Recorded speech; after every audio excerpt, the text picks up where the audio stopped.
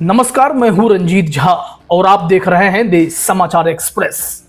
लोकतंत्र में कभी कभी झटका फैसले से नहीं, फैसला ना होने से लगता है।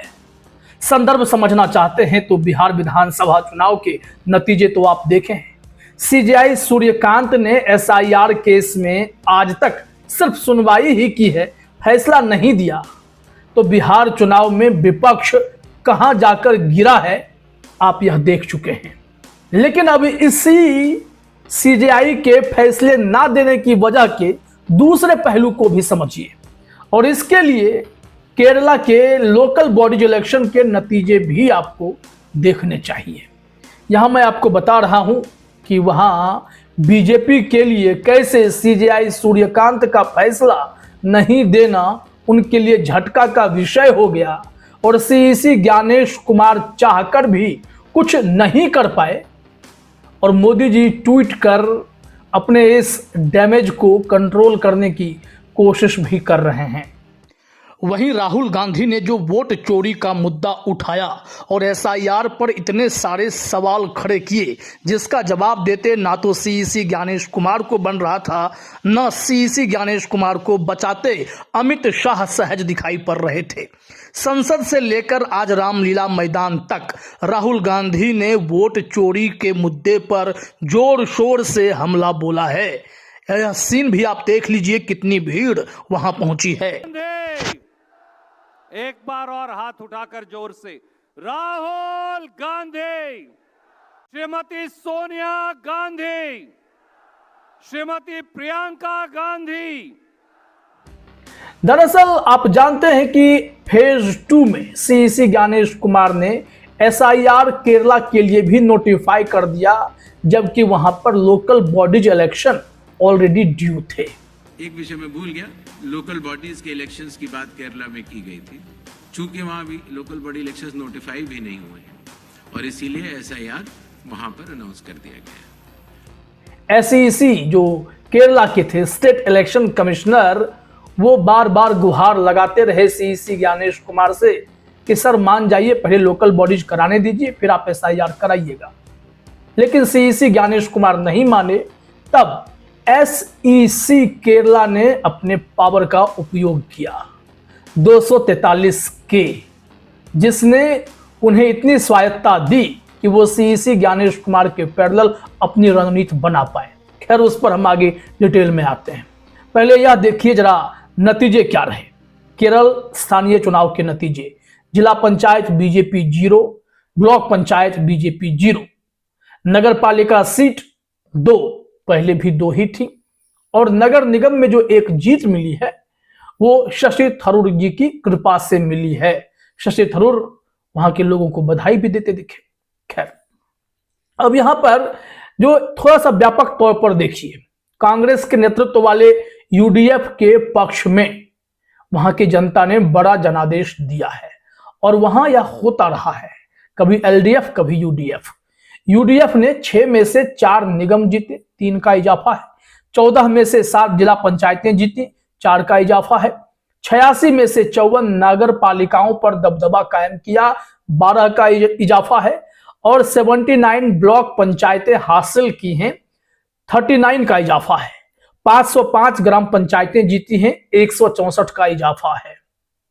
ऐसे में अपने इस पूरे सिस्टम में अगर देखिए तो जिला पंचायतें, नगर पालिकाएं, ब्लॉक पंचायतें, ये सब 0 बीजेपी के खाते में। सिर्फ 6 ग्राम पंचायतें आई हैं और जो एक जीत त्रिवेंद्रम में है, तिरुवनंतपुरम में, उसमें भी शशि थरूर की भूमिका की खूब चर्चा इन दिनों हो रही है।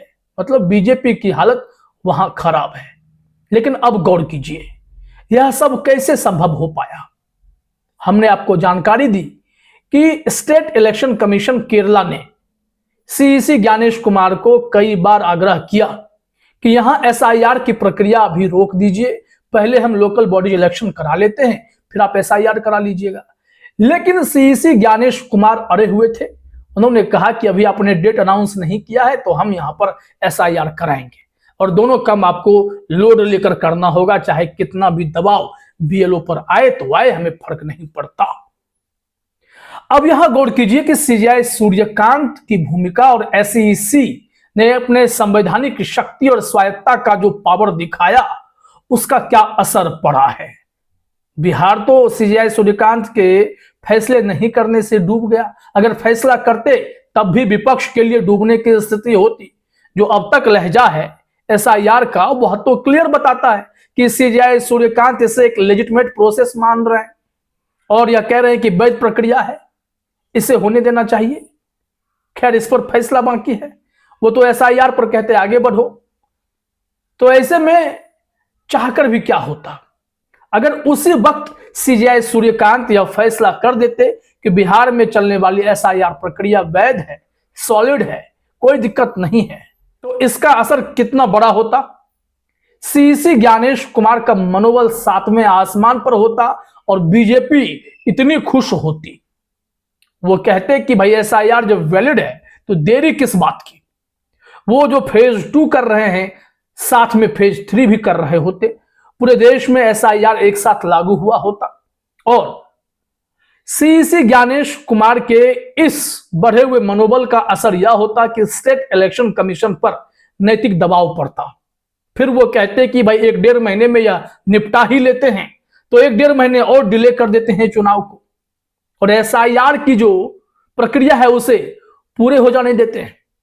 अगर वो प्रक्रिया पूरी हो जाती है तो फिर से एक नई लिस्ट बनेगी जो बीजेपी के मुताबिक हो सकती थी, जैसा कि विपक्ष का आरोप लगता है कि उसमें कई नाम काट दिए जाते। केरला में अब तक 21 लाख नाम हटा दिए गए। लेकिन एसईसी केरला ने अपनी ताकत का परिचय दिया। उन्होंने दिमाग लगाया कि जब पैरेलल में ही करना है तो हम एसआईआर के कंप्लीट होने का इंतजार क्यों करें। उन्होंने बीच में ही अपना भी डेट नोटिफाई कर दिया कि 9 और 11 को चुनाव करा लेते हैं, 13 को नतीजे दे देंगे। और फिर वही हुआ।